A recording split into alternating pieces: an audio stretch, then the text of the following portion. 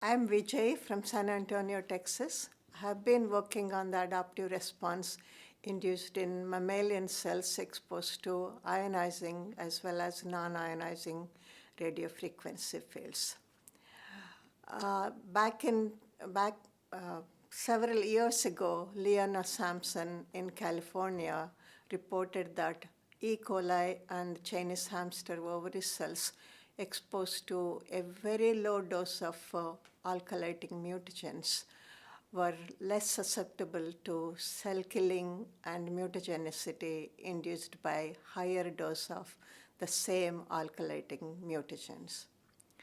4 years later, the research group in San Francisco reported that human blood lymphocytes exposed to very low dose of X irradiation, that is 1 centigrade of X-rays, were less susceptible to the induction of chromosomal aberrations by 150 centigrade of ionizing radiation, that is the same mutagen. I became interested in this project, but I asked a question in a different way. If human blood lymphocytes exposed to one mutagen become resistant to another mutagen, which induces similar kind of DNA lesions. So I selected one chemical mutagen, that is bleomycin, used widely for carcinogen, for treatment of cancers, and a physical mutation as in X-rays. So I used two blood samples from 2 donors and exposed them to 1 microgram of bleomycin as an adaptive dose, followed by 48 hours later, I exposed the same cells to 150 micrograms of bleomycin or 1.5 gray of ionizing radiation.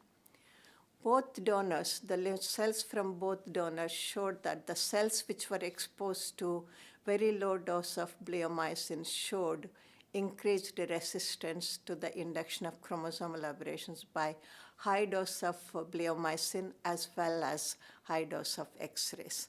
That means the lymphocytes which were adapted to the bleomycin, very low dose of bleomycin, became resistant to both high dose of bleomycin as well as high dose of radiation.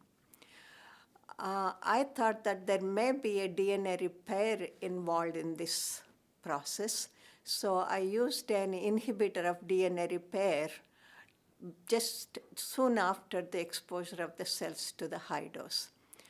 Lo and behold, that the cells that were treated with 3-aminobenzamide, which is a DNA repair enzyme inhibitor, negated the induction of adaptive response. The cells no longer were resistant to the induction of aberrations induced by high dose.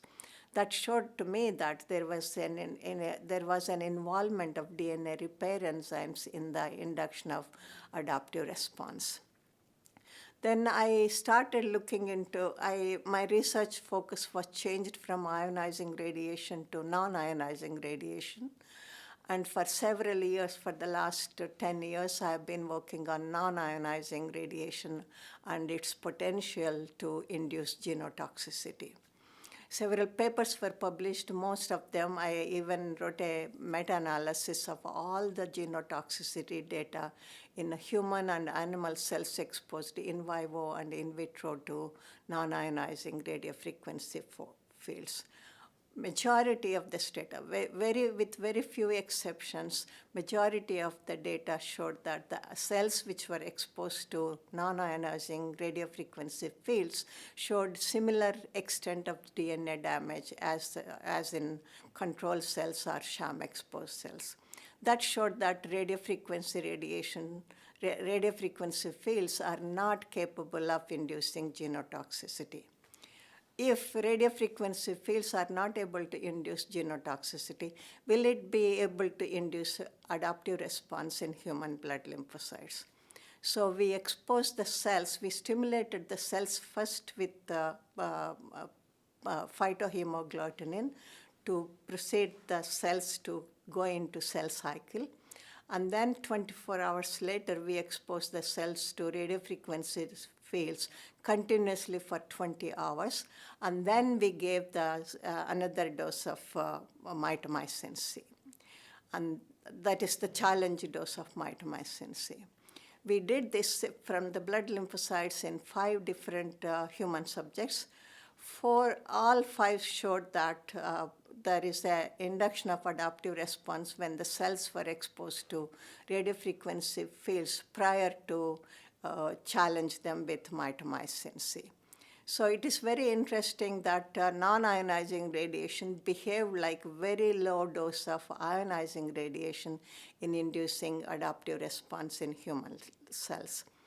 My collaborators in China were also looking at the same phenomenon in mice exposed to radiofrequency fields. And they exposed the animals for 4 hours a day for 3 days, 5 days, 7 days, and 14 days, followed by a single dose of ionizing radiation. They looked at the primary DNA damage, that is using alkaline comet assay, where they measured single-strand breaks.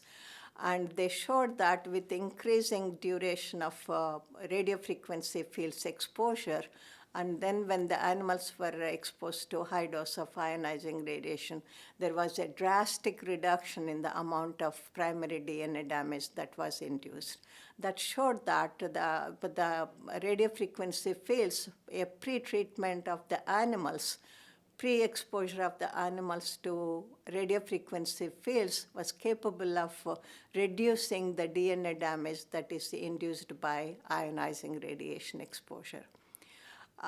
Ionizing radiation has been used, and thousands of papers are published regarding the induction of adaptive response in mammalian cells.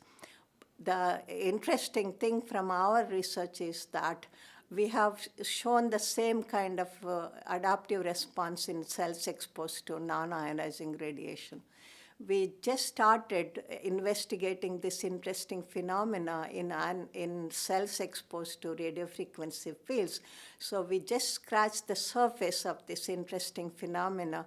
So we need a lot more work to do to understand the mechanism of induction of adaptive response in cells exposed to radiofrequency fields.